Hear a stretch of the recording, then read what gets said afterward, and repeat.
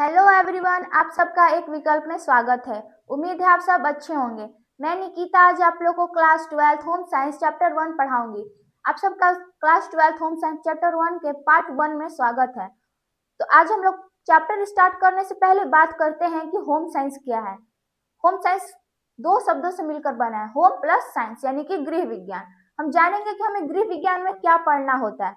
जो गृह विज्ञान वो एक प्रकार का सब्जेक्ट है। क्या है? सब्जेक्ट। इसमें हम जानेंगे कि हमें क्या क्या पढ़ना है। इस सब्जेक्ट में हम परिवार के बारे में पढ़ते हैं, संसाधन प्रबंधन के बारे में पढ़ते हैं, बाल विकास के बारे में पढ़ेंगे, भोजन और पोषण के बारे में पढ़ेंगे। इसमें हम इन सभी चीजों के बारे में पढ़ेंगे। ठीक है, तो इनसे हम बोलते हैं होम साइंस यानी कि गृह विज्ञान। अब हम बात करते हैं चैप्टर 1 जिसका नाम है शारीरिक क्रिया अंततः स्वाति प्राणी। क्या नाम है? शारीरिक क्रिया अंततः सत्रावी प्राणी। इसमें हमें 3 टॉपिक पढ़ने हैं। पहला शारीरिक क्रिया, दूसरा ग्रंथियों के बारे में और फिर हार्मोन्स के बारे में पढ़ेंगे। किन के बारे में? शारीरिक क्रिया, ग्रंथि और हार्मोन्स के बारे में पढ़ेंगे। हम सबसे पहले बात कर लेते हैं शारीरिक क्रिया के बारे में। इसके बारे में तो शारीरिक क्रिया के बारे में, शारीरिक क्रियाएं क्या है, इसका क्या योगदान होता है हमारे शरीर में और हमारे जीवन में इसका क्या होता है योगदान, ये भी जानेंगे। तो हमारे शरीर में मुख्य रूप से 2 प्रकार की शारीरिक क्रियाएं होती हैं। कितनी होती हैं? 2 प्रकार की। मुख्य रूप से 2 प्रकार की शारीरिक क्रिया होती है। पहली ऐच्छिक क्रियाएं, दूसरा अनैच्छिक क्रियाएं। कौन कौन सा? ऐच्छिक और अनैच्छिक। अब हम जानेंगे ये दोनों क्रियाएं क्या है। तो सबसे पहले हम बात करते हैं ऐच्छिक क्रिया के बारे में यानी कि वॉलंटरी एक्शन। वे क्रियाएं जिन्हें हम अपनी इच्छा के अनुसार नियंत्रित और संचालित कर सकते हैं ऐच्छिक क्रियाएं कहलाती हैं। कैसी क्रियाएं? वे क्रियाएं जो हम अपनी इच्छा के अनुसार, किसके अनुसार? अपनी इच्छा के अनुसार, ठीक है, जिसपे हमारा अपना खुद का कंट्रोल हो, उसे हम क्या बोलते हैं? तो उसे हम ऐच्छिक क्रियाएं कहते हैं। इन क्रियाओं का संचालन मुख्य रूप से मस्तिष्क के द्वारा की जाती है। इसका संचालन किसके द्वारा की जाती है? तो मस्तिष्क के द्वारा। ठीक है, फिर हम इसका उदाहरण देख लेते हैं। चलना, बोलना, लिखना, खाना खाना इत्यादि ये सभी चीजें आती हैं। मैंने आपको बताया था कि जो भी क्रिया हम अपने हिसाब से करें, अपनी इच्छा के अनुसार से, जिसपे किसी का कंट्रोल ना हो, सिर्फ हमारा कंट्रोल हो खुद का, उसे हम बोलते हैं ऐच्छिक क्रिया, जिसपे हमारा इच्छा हो के। इन क्रियाओं का नियंत्रण तंत्रिका तंत्र के द्वारा होती है। इसके द्वारा? तंत्रिका तंत्र के द्वारा होती है।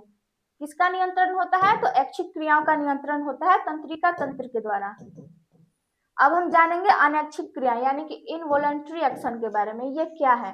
वे क्रिया जो हमारी इच्छा के बिना स्वतः होती रहती हैं और जिन्हें हम सीधे नियंत्रित न कर सके अनैच्छिक क्रिया कहलाती हैं। कैसी क्रियाएं? जो हमारी इच्छा के बिना स्वतः होती रहती हैं।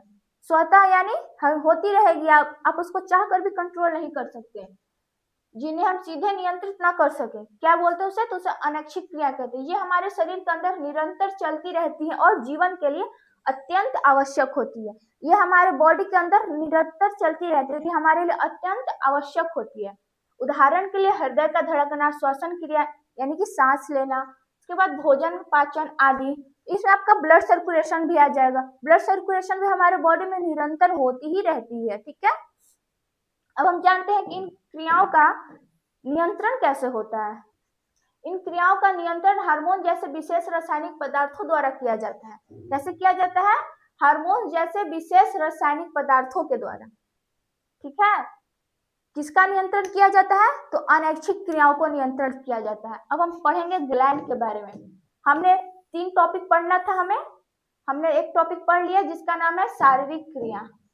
अब हम पढ़ेंगे ग्लैंड के बारे में। ग्लैंड यानी कि ग्रंथि। ग्रंथि क्या होता है, इसमें कितने हमें कौन कौन सी ग्रंथियों के बारे में पढ़ना है, हम ये सब जानेंगे। तो सबसे पहले हम बात कर लेते हैं ग्लैंड क्या है यानी कि ग्रंथि। ग्रंथि एक थैलानुमा संचार होता है। कैसा होता है? थैलानुमा संचार, जो हमारे विभिन्न प्रकार के रासायनिक पदार्थों जैसे हार्मोन्स और एंजाइम का निर्माण एवं स्त्राव कराती है। क्या कराती है? हार्मोन्स और एंजाइम का निर्माण कराती है। ये पदार्थ शरीर के अनेक जैविक क्रियाओं को नियंत्रण करने में सहायक होती है। क्या सहायक होती है? तो अनेक जैविक क्रियाओं को क्या करने में? तो नियंत्रित करने में सहायक होती है। अब हम बात करते हैं कि ग्रंथियों के प्रकार, टाइप्स ऑफ ग्लैंड। इसमें आपको पढ़ना है अंतःस्त्रावी ग्रंथियों के बारे में, बहिःस्त्रावी ग्रंथियों के बारे में और मिश्रित ग्रंथियों के बारे में। हम सबसे पहले बात कर लेते हैं बहिःस्रावी ग्रंथि के बारे में। बहिःस्रावी ग्रंथि क्या है, इसका क्या हमारे बॉडी में रोल है, ठीक। तो हम बात करते हैं बहिःस्रावी ग्रंथियों के बारे में, यानी कि एक्सोक्राइन ग्लैंड। वे ग्रंथियां जो अपने स्रावों को नालिकाओं के माध्यम से शरीर के किसी भाग या बाहरी सतह पर छोड़ती है। किसके माध्यम से, तो नालिकाओं के माध्यम से। कहाँ छोड़ती है, तो भाग्य के या बाहरी सतह पर छोड़ती है। वही स्रावी ग्रंथियां कहलाती हैं। क्या कहलाती है, वही स्रावी ग्रंथियां कहलाती हैं। इनका कार्य पाचन सुरक्षा और अन्य शारीरिक प्रक्रियाओं में सहायता करना होता है। इनका क्या कार्य होता है, तो पाचन सुरक्षा और अन्य शारीरिक प्रक्रियाओं में सहायता करना होता है। उदाहरण के लिए लाल ग्रंथि, पसीना ग्रंथि, दुग्ध ग्रंथि, यकृत ग्रंथि। देखिए यहाँ पर हमने मेंशन किया है डायग्राम में exocrine gland, mouth, breast, liver, stomach, skin, eyes, ठीक है। हम आगे बढ़ते हैं सेकंड ग्रंथियों के बारे में, जिसका नाम है अंतःस्रावी ग्रंथियां, यानी कि इंडोक्राइन ग्लैंड। वे ग्रंथियां जिसमें स्वतंत्र के लिए किसी नालिका की आवश्यकता नहीं होती है। क्या नहीं होती है, वे ग्रंथियां जिसमें स्राव के लिए किसी नालिकाओं की आवश्यकता नहीं होती है। क्या होती है, स्राव के लिए नालिकाएं नहीं होती हैं, जो सीधे रक्त में हार्मोन्स छोड़ती है। क्या छोड़ती है, तो सीधे रक्त में हार्मोन्स छोड़ती है। अंतःस्रावी ग्रंथियां कहलाती हैं। क्या कहलाती हैं, अंतःस्रावी ग्रंथियां कहलाती हैं।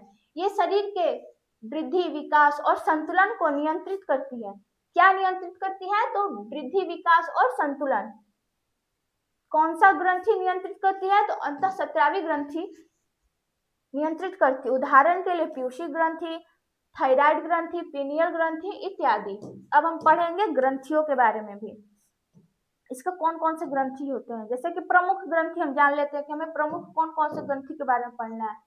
पीयूषी ग्रंथि यानी कि पिट्यूटरी ग्लैंड, इसके बाद पीनियल, फिर थायराइड के बारे में पढ़ेंगे जिसे हम अवटु ग्रंथि भी जानते हैं। फिर हम पढ़ेंगे पैराथायराइड ग्रंथि के बारे में। इसके बाद हम पढ़ेंगे थाइमस ग्लैंड यानी कि थाइमस ग्रंथि। इसके बाद फिर हम पढ़ेंगे अधिवृक्क ग्रंथि के बारे में, ठीक है, जिसको हम एड्रेनल ग्लैंड भी बोलते हैं। इसके बाद फिर पढ़ेंगे हम पेनक्रियाज के बारे में। देखिए यहाँ पर पेनक्रियाज हो गया, थाइमस हो गया, थायराइड हो गया, पीनल हो गया, आपका पिट्यूटरी ग्लैंड होगा। इन सभी चीजों के बारे में हम पढ़ेंगे। आई होप अभी तक आप लोग के सारे डाउट्स क्लियर हो गए होंगे, सारे टॉपिक्स अभी तक आप लोगों के क्लियर होते रहे होंगे। अब हम आगे चलते हैं पिट्यूटरी ग्लैंड यानी कि पीयूष ग्रंथि के बारे में पढ़ते हैं। इसे मास्टर ग्रंथि कहा जाता है। क्या बोला जाता है, तो मास्टर ग्रंथि कहा जाता है, क्योंकि यह अन्य ग्रंथियों के नियंत्रित करती है। क्या करती है, तो अन्य ग्रंथियों को नियंत्रित करती है, यानी कि कंट्रोल करती है। यह मस्तिष्क के आधार पर स्थित होती है। कहाँ होती है, तो मस्तिष्क में होती है। देखिए मैंने यहाँ डायग्राम में मेंशन किया है, ठीक, यहाँ पर होती है ये, जस्ट यहाँ पर, जहाँ पर आपको ये पर्पल कलर दिख रहा है, यहाँ पर होता है। कौन सी ग्रंथि होती है, तो पिट्यूटरी ग्रंथि होती है, यानी कि पिट्यूटरी ग्लैंड। अब हम इसके कार्य के बारे में जान लेते हैं, इसका क्या क्या कार्य है। इसका क्या क्या कार्य है, तो शरीर की वृद्धि को नियंत्रित करना, थायराइड ग्रंथि को सक्रिय करना, प्रजनन क्रियाओं को नियंत्रित करना और शरीर में जल संतुलन बनाए रखता है। क्या रखता है, शरीर में जल संतुलन बनाए रखता है। शरीर की वृद्धि को भी यह नियंत्रित करता है। थायराइड ग्रंथि को यह सक्रिय रखता है, प्रजनन क्रियाओं को भी नियंत्रित करता है। इसका हमने आपको कार्य भी दिखा दिया। अब हम आगे बढ़ते हैं, पीनियल ग्रंथि के बारे में पढ़ते हैं। तो यह मस्तिष्क में स्थित एक छोटी सी ग्रंथि होती है। ये कहाँ होता है, तो ये आपका मस्तिष्क में होता है, माइंड में होता है। इसका क्या कार्य होता है, तो इसका कार्य होता है मेलाटोनिन हार्मोन का स्राव कर नींद जागरण चक्र को नियंत्रित करना। क्या होता है इसका कार्य, तो मेलाटोनिन हार्मोन्स, ठीक है, मेलाटोनिन हार्मोन्स। कौन सा हार्मोन्स, मेलाटोनिन हार्मोन्स का स्राव कर नींद जागरण चक्र को नियंत्रित करता है। नींद जागरण यानी नींद को ये कंट्रोल करता है, नियंत्रित करता है। ये कहाँ होता है, तो ये आपका यहाँ पर होता है। हमारे माइंड में होता है ये बहुत ही छोटी सी ग्रंथि होती है। अब हम बात करते हैं थायराइड ग्लैंड के बारे में। थायराइड ग्रंथि, यह गर्दन के सामने स्थित एक महत्वपूर्ण ग्रंथि है। यह थायरोक्सिन हार्मोन्स को स्त्राव कराती है। क्या कराती है? यह थायरोक्सिन हार्मोन्स का स्त्राव कराती है। कौन से हार्मोन्स का? तो थायरॉक्सिक हार्मोन्स क्या कराती है? स्त्राव कराती है। अब हम इसके कार्य जान लेते हैं। शरीर के चयापन यानी कि शरीर के चयापचय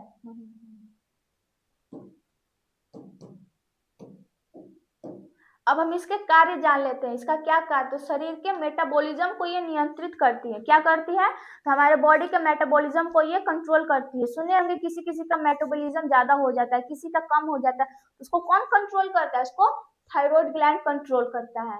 कौन सा किस चीज को कंट्रोल करता है? तो मेटाबॉलिज्म को कंट्रोल करता है। फिर ये ऊर्जा उत्पन्न में सहायता करता है। ऊर्जा यानी एनर्जी। जैसे हम बोल रहे हैं तो हमें बोलने के लिए एनर्जी की आवश्यकता पड़ रही है, इसे कौन उत्पादन करने में सहायता करता है? हेल्प वो करता है थायराइड ग्लैंड। इसके बाद ये शरीर के तापमान को संतुलित रखता है, यानी कि बॉडी टेम्परेचर को ये कंट्रोल रखता है। फिर शरीर एवं मानसिक विकास को योगदान देता है। शरीर एवं मानसिक विकास, शरीर यानी बॉडी, मानसिक यानी माइंड, इन दोनों को ये विकास होने में हेल्प करता है। इसके बाद फिर हम जानते हैं इसकी कमी से क्या होता है। तो आयोडीन की कमी से घेंघा रोग हो सकता है। घेंघा रोग यानी आप लोग देखे होंगे किन्हीं किन्हीं लोगों का कहीं कहीं से ज्यादातर ऐसे लटक जाता है, वो घेंघा रोग होता है उसकी, वो आयोडीन की कमी से होता है। अब हम जानते हैं कि थायराइड ग्लैंड होता कहाँ है। ये हमारे गले के पास होता है। ठीक, देखिए यहाँ पर मैंने बोला यह गर्दन के सामने स्थित होता है। कहाँ होता है? गर्दन के सामने, बिल्कुल ये यहाँ पर होता है। ठीक, यहाँ पर। अब हम जानते हैं कि ये कैसा दिखता है। तो ये देखिए यहाँ पर हमने मेंशन किया है, ये ऐसा दिखता है। ठीक, ऐसा दिखता है, ऐसा। इसको हम बोलते हैं थायराइड। ये हमारा गर्दन हो गया, गला एकदम यहाँ पर ये होता है। अब हम आगे बढ़ते हैं नेक्स्ट ग्लैंड की ओर, जिसका नाम है पैराथायराइड ग्लैंड, यानी कि पैराथायराइड ग्रंथि। यह थायराइड के पीछे स्थित होता है। कहाँ होता है? थायराइड के पीछे स्थित होता है। जस्ट थायराइड के पीछे नहीं, मेरे गले के पास होता है। इसका क्या कार्य होता है? इसका कार्य होता है पैराथॉर्मल का स्त्राव कर रक्त में कैल्शियम और फास्फेट का संतुलन बनाए रखना। किसका संतुलन? कैल्शियम और फास्फेट। और ये कहाँ होता है? ये हमारे एकदम जस्ट थायराइड के पीछे होता है। देखिए यहाँ पर होता है। ये हमारा गला हो गया, ये हो गया हमारा थायराइड ग्लैंड गले के पास। जस्ट ये थायराइड ग्लैंड के पीछे होता है। जैसे ये मेरा हाथ हो गया, ये हो गया हमारा थायराइड ग्लैंड, इसी के जस्ट पीछे यहाँ ये हमारा हो गया पैराथायराइड ग्लैंड। देखिए यहाँ पर। चलिए अब हम आगे चलते हैं नेक्स्ट ग्लैंड की ओर, जिसका नाम है थाइमस ग्लैंड। थाइमस ग्लैंड का क्या कार्य होता है? ये कहाँ पर होता है? हम जानते हैं यह छाती के ऊपरी भाग में स्थित होता है। कहाँ? तो छाती के ऊपरी भाग में, छाती यानी लंग्स के पास होता है। देखिए ये हमारा हो गया आपका राइट लंग्स, ये हो गया लेफ्ट लंग्स, ये दोनों के बीच में यहाँ पर होता है। यहाँ पर आप लोग को येलो येलो दिख रहा होगा, यही है हमारा थाइमस। कहाँ होता है? हमारे छाती के जस्ट ऊपरी भाग में स्थित होता है, लंग्स के पास। अब हम इसके कार्य जान लेते हैं। तो टी लिम्फोसाइड कोशिकाओं के विकास में सहायता कर प्रतिरक्षा तंत्र को मजबूत बनाता है। क्या करता है? मजबूत। अब हम आगे बढ़ते हैं 6 एड्रेनल ग्लैंड के बारे में पढ़ते हैं। ये क्या है और इसका क्या कार्य हमारे बॉडी में। तो ये जो होता है, ये गुर्दे के ऊपर स्थित 2 छोटी ग्रंथियां होती हैं। कहाँ? गुर्दे के जस्ट एकदम ऊपर होता है, छोटे छोटे होते हैं ये ग्रंथियां। इनके कार्य होते हैं तनाव की स्थिति में शरीर को तैयार करना, रक्तचाप को नियंत्रित करना, ऊर्जा स्तर बनाए रखना और हृदय की गति को प्रभावित करता है। इसका क्या क्या कार्य होता है? शरीर की स्थिति में शरीर को तैयार करता है, तनाव की स्थिति में ये शरीर को तैयार करता है। कि कौन सी स्थिति में? तनाव की स्थिति में, यानी कि टेंशन। के बाद ये रक्तचाप को नियंत्रित करता है, रक्तचाप यानी कि ब्लड को। फिर ऊर्जा स्तर बनाए रखता है, ऊर्जा स्तर यानी कि एनर्जी के स्तर को ये बनाए रखता है हमारे बॉडी में। इसके हृदय गति को भी प्रभावित करता है। हृदय गति यानी कि हमारे हार्ट बीट को ये प्रभावित करता है। हम जान लेते हैं ये होता कहाँ पर है। देखिए ये हमारा किडनी है, ये दोनों, इन दोनों को जस्ट ये ऊपर होता है, इसे हम बोलते हैं एड्रेनल ग्लैंड यानी कि अधिवृक्क ग्रंथि। पेनक्रियास के बारे में। पेनक्रियास क्या होता है, इसका क्या कार्य होता है, ये कहाँ पर होता है। यह एक मिश्रित ग्रंथि है। पेनक्रियास कैसी ग्रंथि है? मिश्रित ग्रंथि। मिश्रित ग्रंथि कौन सी है? तो पेनक्रियाज है, जो पाचन एंजाइम और हार्मोन्स दोनों को सत्स्राव कराती है। किनको किनको? एंजाइम और हार्मोन्स को क्या कराती है? तो सत्स्राव कराती है। इसका क्या कार्य होता है? तो पाचन एंजाइम बनाना, ठीक है। इसके बाद इंसुलिन और ग्लूकागॉन हार्मोन्स द्वारा रक्त शर्करा को नियंत्रण करना। इसके बाद फिर इसका एक काम होता है कार्बोहाइड्रेट के पाचन में सहायता करना। इंसुलिन की कमी से डायबिटीज रोग हो सकता है। इंसुलिन की कमी से क्या हो सकता है? तो डायबिटीज रोग हो। सुनते हैं किसी किसी को डायबिटीज हो जाता है, तो क्यों होता है? क्योंकि उसमें इंसुलिन की कमी हो जाती है। इंसुलिन की कमी हो जाती है। ये कहाँ पर होता है? तो ये आपके होता है जस्ट स्टोमक के नीचे। ये हमारा हो गया लीवर, ये हो गया हमारा स्टोमक, और इसके जस्ट ये नीचे होता है पेनक्रियाज। कहाँ होता है पेनक्रियाज? तो स्टोमक के नीचे, ये हमारा स्टोमक, और इसके जस्ट ये नीचे होता है पेनक्रियाज। इसका हमने कार्य भी देख लिया, ये कहाँ होता है ये भी देख लिया, ये कौन सा ग्रंथि होता है ये भी जान गए, ये मिश्रित ग्रंथि होता है।